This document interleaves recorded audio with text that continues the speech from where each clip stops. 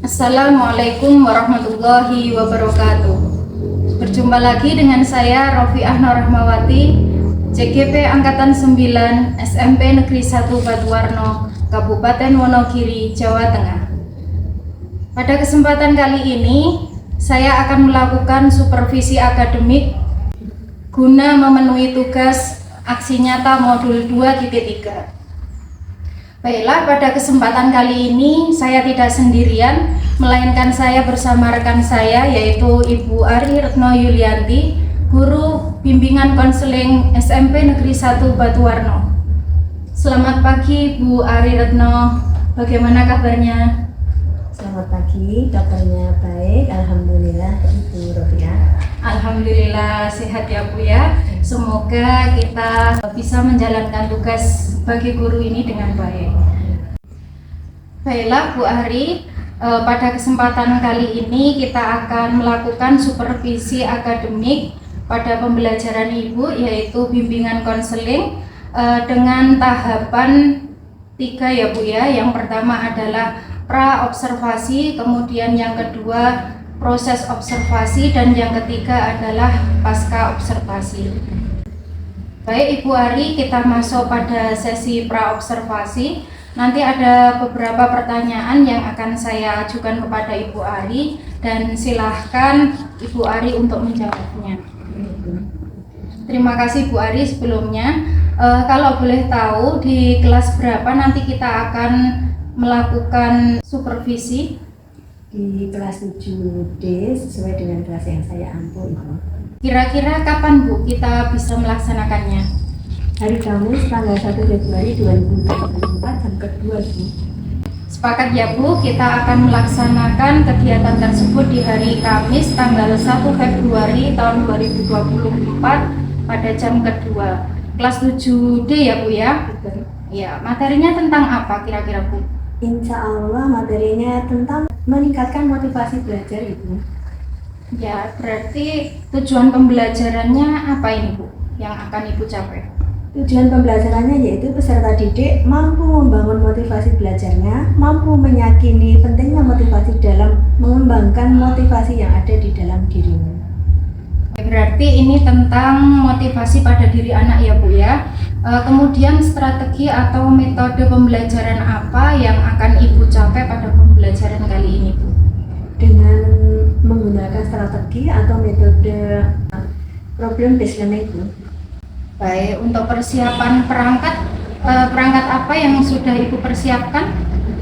Nah, ini yang saya persiapkan yaitu perangkat pembelajaran mulai dari rencana pembelajaran, asesmen pembelajaran, LKPD, penilaian, dan lain-lain sudah saya siapkan, Bu. Baik. Kemudian media pembelajarannya memakai apa Bu? Video pembelajaran dan PowerPoint. Oke, baik, luar biasa. Berarti persiapannya sudah matang ya Bu ya. Jadi peserta didik dapat belajar dengan menyenangkan dan terlibat aktif dalam pembelajaran ya Bu ya. Bagus, berarti sudah menunjukkan pembelajaran yang mencerminkan nilai-nilai pembelajaran yang berpihak pada murid. Dan mohon izin ya Bu ya, besok saya akan masuk pada pembelajaran yang akan Ibu lakukan. Saya akan melihat, mencatat, kemudian mengamati proses pembelajaran di dalam kelas pada mata pelajaran bimbingan konseling. Semoga Ibu tidak keberatan ya Bu. Tidak keberatan, Ibu, saya malah senang. Baik, kemudian kira-kira apa nih Bu yang Ibu dapatkan dari percakapan kita pada hari ini? Dengan adanya wawancara ini, Ibu, ini bisa menjadikan bekal saya untuk mempersiapkan pembelajaran. Jadi yang terbaik mulai dari persiapan sampai penilaian siswa. Ya, jadi sudah ada gambaran ya Bu tentang pembelajaran yang akan dilaksanakan besok. Baik Ibu Ari, mungkin percakapan pra-observasi saya cukupkan sekian. Kita kembali ngobrol lagi pada sesi pasca observasi. Terima kasih banyak Bu Ari atas waktunya. Sama-sama Ibu Rofiah, semoga sukses. Amin. Assalamualaikum warahmatullahi wabarakatuh. Waalaikumsalam warahmatullahi wabarakatuh. Sebelum memulai pembelajaran, kita berdoa. Ya, Bismillahirrahmanirrahim.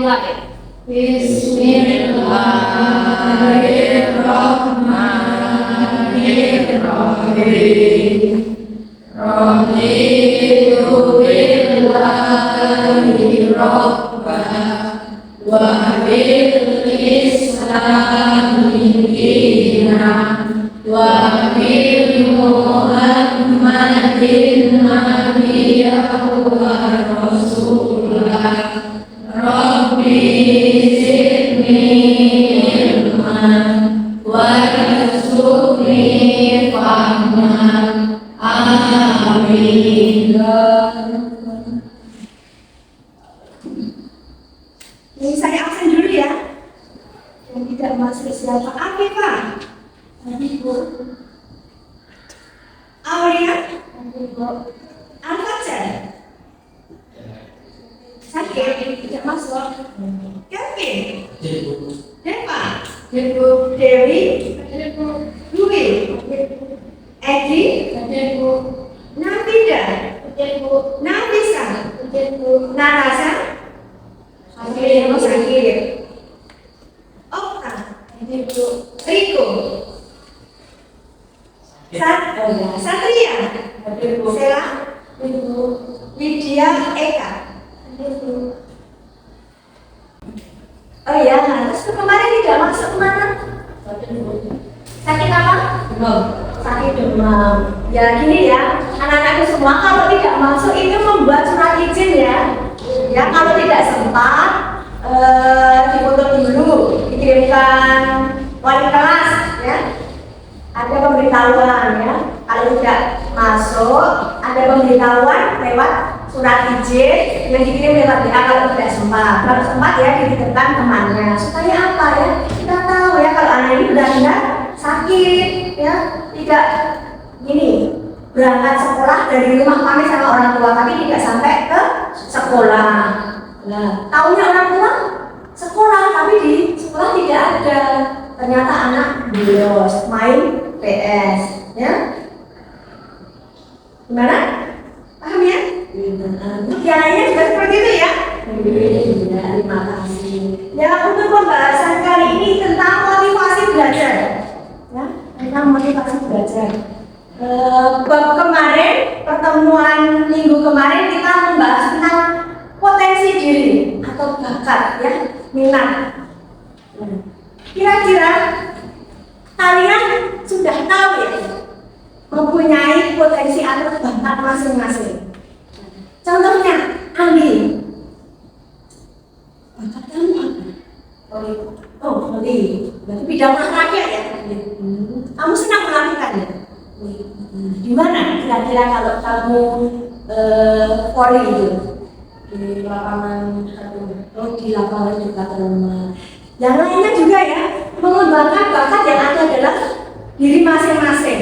Setiap anak bakatnya berbeda-beda. Ada yang voli seperti Anggi, ada yang suka bulu tangkis seperti si Alfa, ya? Ya kan?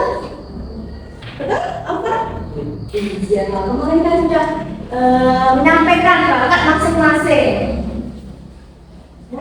Sekarang kita mau menanyakan tentang video. Nanti kalian bisa itu ya, mengambil hikmah setelah menyaksikan video.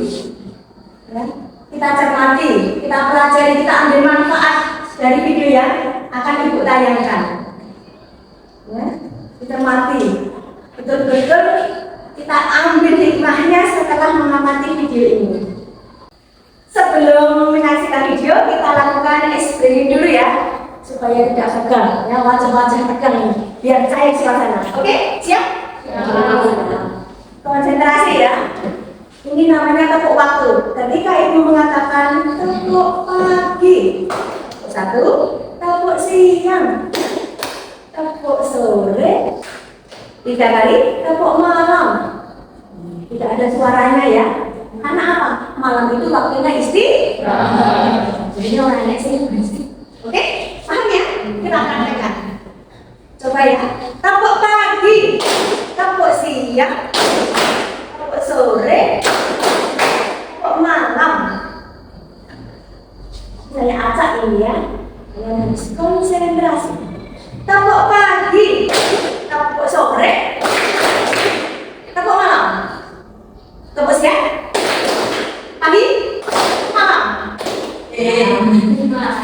Ya, tidak konsentrasi.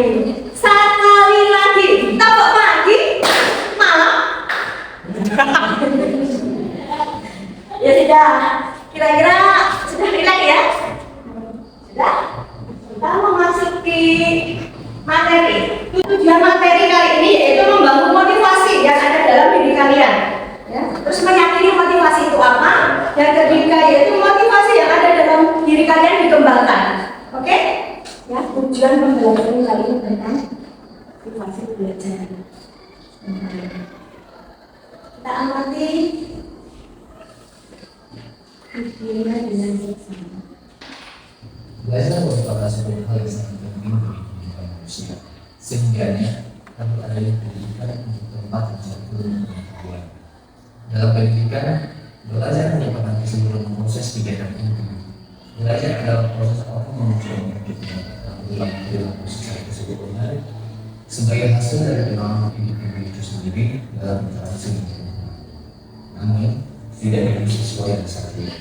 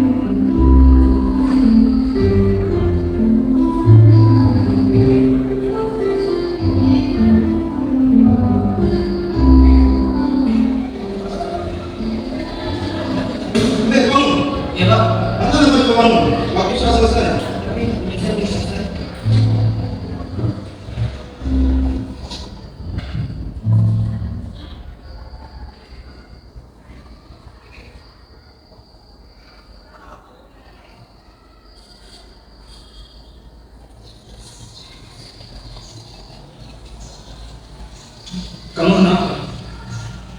Saat ulangan saya tadi, aku tidak bisa melihatnya dengan benar.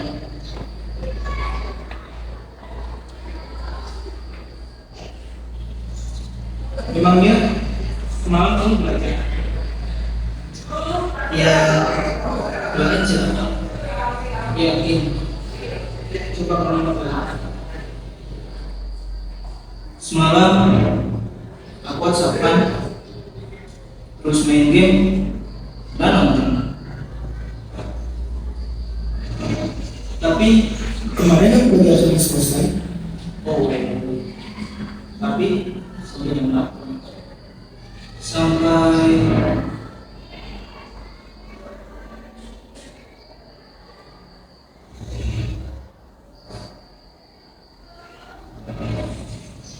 Sampai subuh. Iya ya, harusnya aku Hal sekecil apapun itu jangan dianggap termasuk dalam hal belajar. Karena sukses tidak akan memberikan begitu saja kepada orang yang malas. Sukses itu harus diperjuangkan. Memperjuangkannya dengan cara menciptakan kondisi belajar yang baik, mengatur waktu belajar dengan tepat, serta menyelesaikan segala tugas-tugas dan pekerjaan yang tepat. Karena belajar memperluas wawasan ilmu pengetahuan. Seperti yang dikatakan oleh Mahatma Gandhi, hiduplah setelah engkau mati besok, belajarlah setelah engkau hidup selamanya. Umur seseorang tak ada yang tahu, namun harus belajar dan kewajiban. Karena sukses kamu, dia tergantung bersama.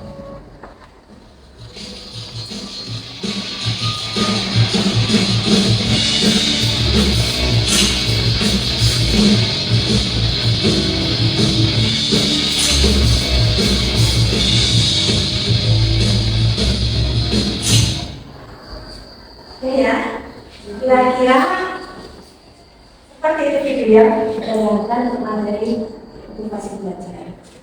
Setelah kalian menyimak dan cermati, kalian bisa ambil hikmah yang ada di video tayangan tadi. Kira-kira siapa yang ingin mengungkapkan, yang bisa mengambil hikmah setelah melihat tayangan tadi? Ya, siapa? Oke, yang lainnya? Yang lainnya lagi? Oke, yang lainnya? Oke. Kita mulai dari Restu. Kira-kira apa? Penyesalan dan kalian belakangan seperti itu tadi ya. Oh iya, ulangan terus tidak bisa mengerjakan karena tidak belajar, waktunya hanya dipakai untuk main HP. Kalau kamu? Belajar harus secara rutin, tidak belajar sekali dalam semangat. Belajar harus secara rutin, ada tidaknya ulangan harus selalu belajar sehingga pikiran tidak menumpuk ya. Materi-materi pelajaran yang banyak, bab 1, bab 2, bab 3 dipelajari ya. Tak satu pun yang nyantol ya, yang paham, jadi paham ya kita ya. Terus satu lagi apa?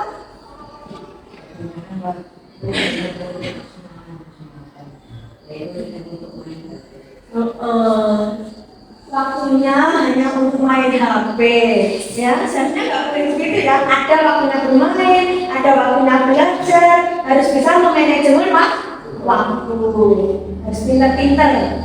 Kalau kamu ini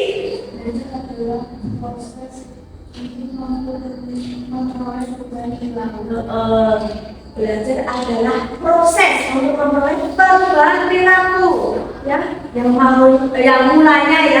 mulanya malas-malas dengan kita belajar tahu ya. Oh, akibatnya kalau saya malas itu bagaimana ya? Akibat rasa kemalasan yang kita miliki ya. Kalau sudah tahu kita harus berubah, harus berproses menjadi lebih baik. Ada lagi? Ya?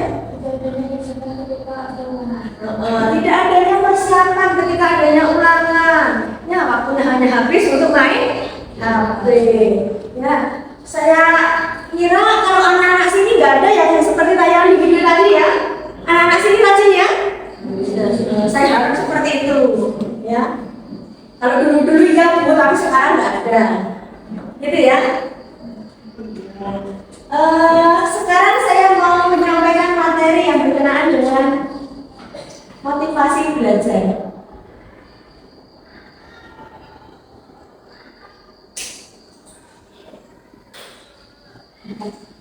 Halaman 175. Motivasi itu merupakan suatu karya mendorong timbulnya suatu perbuatan, mengarah perbuatan kepada pencapaian tujuan yang dikehendaki dan menentukan cepat atau lambatnya suatu perbuatan tersebut.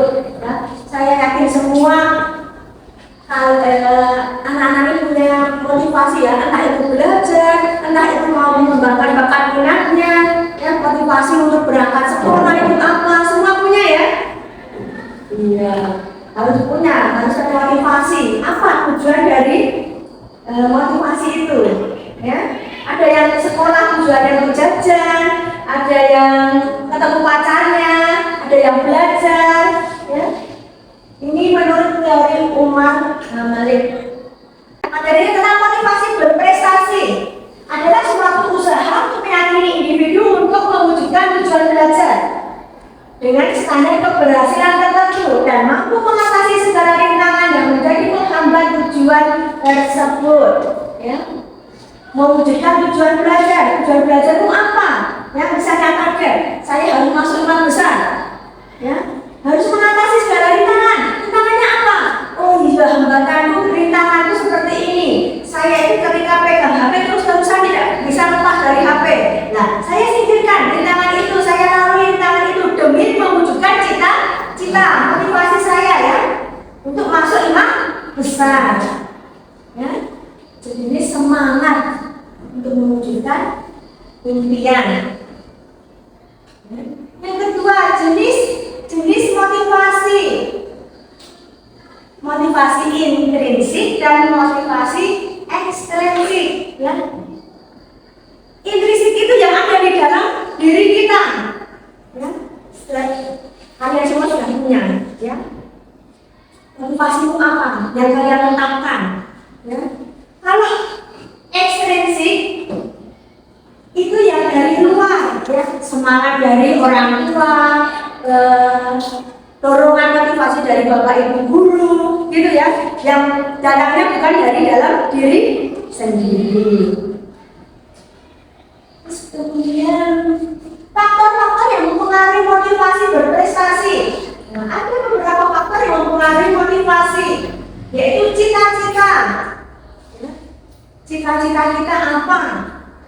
Jika ingin punya cita-cita menjadi dokter, ya, motivasi belajarnya harus tinggi, semangat belajarnya harus tinggi. Orang yang ya, nggak boleh ini ya, nggak boleh goyah dengan pendirian. Kalau saya cita-citanya dokter, dokter itu bukan main-main ya, cita-cita ya, wow, ya, harus diimbangi dengan semangat juang, ya. Semangat belajar yang luar biasa, jangan setengah-setengah. Menentukan cita-cita harus diimbangi dengan usaha. Ya. Kemampuan diukur dengan kemampuan kita juga.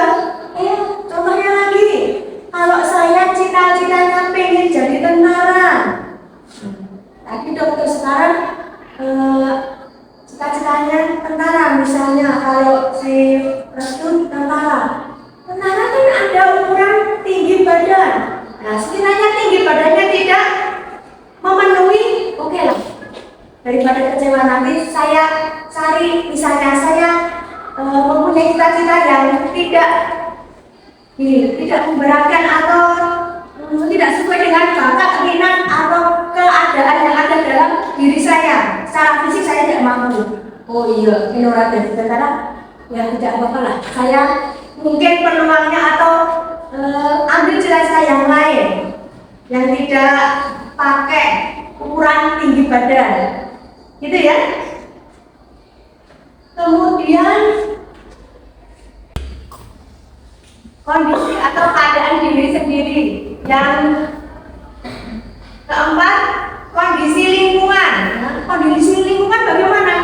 Yang kira-kira mendukung, ya, lingkungan keluarga, bagaimana supportnya dari orang tua, ya. Cita-cita saya seperti ini Bu, Pak, kira-kira mendukung tidak? Karena apa? Dukungan dari orang tua juga penting, ya. Di samping doa, faktor ekonomi juga menentukan, ya. Cita-citanya, misalnya orang tua saya guru, oh mungkin loh ya, dengan saya jadi guru akan banyak faktor yang bisa saya peroleh, misalnya masukan-masukan dari orang tua saya harus kemana, kuliah apa yang harus saya ambil. Baru kemudian unsur-unsur dinamis dalam belajar. Ya, unsur-unsur dinamis itu apa saja faktornya? Ya, banyak sekali unsur-unsur dinamis dalam belajar. Yang teknik belajar itu kan macam-macam, dari anak yang punya gaya belajar masing-masing, anak yang dengan cara mendengarkan penjelasan dari gurunya sudah bisa menerima pelajaran tersebut. Ada yang perlu dengan gerakan, kinestetik dan lain sebagainya. Yang kemudian cara guru mengajar, ya, mungkin ada yang sistem ceramah saja, memberikan materi lewat ceramah, sehingga anak-anak merasa bosan, tidak bersemangat, ngantuk dan lain sebagainya. Ya. Ada anak-anak yang pengen belajar dengan cara lebih diskusi, kelompok. Ada yang ditanyakan tidak? Tidak ada. Ya, tadi materi yang saya sampaikan untuk hari ini, kalau tidak ada yang bertanya, saya hanya ingin mengulas saja ya tentang pembelajaran atau tema motivasi belajar.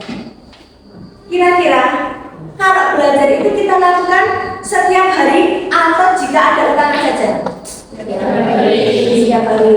Semangat kita harus kita tumbuhkan, ya, untuk belajar. Dengan belajar kita bisa meraih cita-cita, ya, belajar rajin, ya. Intisari dari materi kita kali ini adalah kita harus setiap hari belajar, ya. Tidak ada belajar dengan sistem kebun semalam, ya, yang diungkapkan oleh si Kelvin. belajarnya yang ada di video tadi kan semalam suntuk sampai subuh. Ya, belajar harus rutin dengan semangat yang selalu membara menyala ya. Oke, kemudian setelah melihat tayangan video tadi, kita harus selalu belajar, tidak ada waktu untuk main game ketika jam belajar. Tetapkan waktu belajar secara rutin ya, setiap malam ya. Gunakan jadwal keseharian kalian, tepati dengan baik ya. Kita harus bisa memanajemen diri untuk selalu patuh terhadap apa yang sudah kita buat di dalam jadwal keseharian kita. Oke? Ini Ibu kirim LKPD ya. Nanti tolong kerjakan. Setelah itu kalian bisa mengirimkannya lewat HP ya. Nanti tugasnya saya kirim ya lewat link yang saya bagikan. Itu ya, bisa dipahami ya? Ya. Terima kasih. Sekarang pembelajaran saya akhiri. Nanti tolong dikerjakan LKPD-nya dan persiapan untuk materi minggu depan, yaitu tentang komunikasi efektif. Jadi pahamnya anak-anak? Terima kasih. Saya akhiri pembelajaran kita kali ini. Assalamualaikum warahmatullahi wabarakatuh.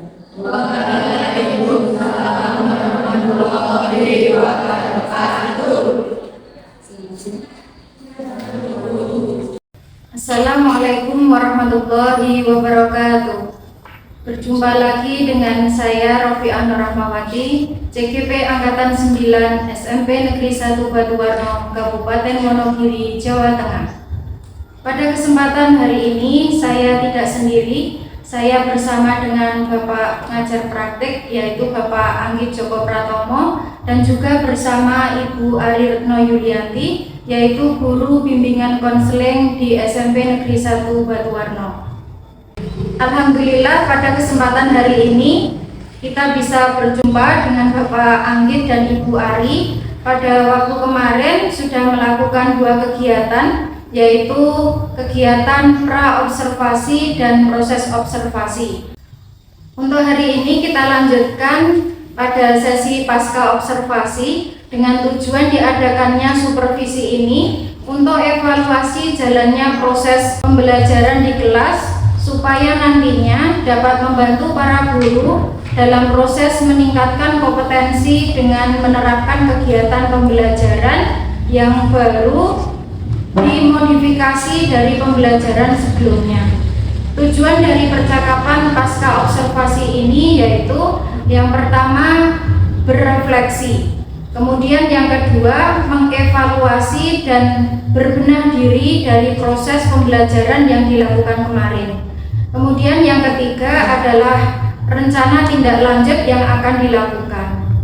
Baik Ibu Ari, bagaimana kabarnya hari ini? Alhamdulillah, kabar saya baik Ibu. Ya, kemarin kita sudah melakukan kegiatan pra-observasi dan proses observasi ya Bu di dalam kegiatan pembelajaran di kelas Ibu Ari. Bagaimana perasaan Ibu Ari setelah melakukan pembelajaran di kelas pada waktu proses observasi yang telah kita lakukan pada hari sebelumnya Bu? Alhamdulillah, saya merasa senang dan saya merasa lebih siap dengan pembelajaran yang sudah saya lakukan. Oh iya, menurut Ibu Ari, apakah proses pembelajaran yang Ibu lakukan sudah sesuai dengan apa yang telah direncanakan? Alhamdulillah, sudah selesai dengan apa yang sudah saya rencanakan. Oke, kemudian hal baik dari proses pembelajaran Ibu Ari, apa Bu yang perlu dilakukan? Pembelajaran yang saya lakukan sudah baik, saya sudah maksimal dalam menyajikan pembelajaran. Dalam pembelajaran saya sudah menggunakan video pembelajaran dan PowerPoint dengan model diskusi bersama anak dan menggunakan strategi pembelajaran problem listening. Tentunya metode saya gunakan ada kelebihan dan kekurangan. Oke, apa kelebihan dan kekurangan dari metode pembelajaran yang Ibu Ari lakukan? Kelebihannya, siswa dapat belajar dan berdiskusi sesuai dengan bakat dan minat masing-masing. Untuk kekurangannya, dalam penerapan pembelajaran, saya masih banyak menjelaskan materi pada PowerPoint. Lalu adakah hal-hal yang kurang berjalan lancar dari proses pembelajaran kemarin, Bu? Hal yang kurang berjalan lancar dari proses pembelajaran yang saya lakukan adalah ada beberapa siswa yang kurang aktif dalam proses diskusi. Oh begitu. Adakah hal-hal yang perlu ditingkatkan dalam proses pembelajaran yang telah Ibu Ari lakukan? Saya akan menggunakan pertanyaan pemantik agar siswa mengeluarkan ide atau gagasannya. Ya, jadi akan mengaktifkan siswa ya Bu, sehingga siswa lebih aktif dalam berdiskusi.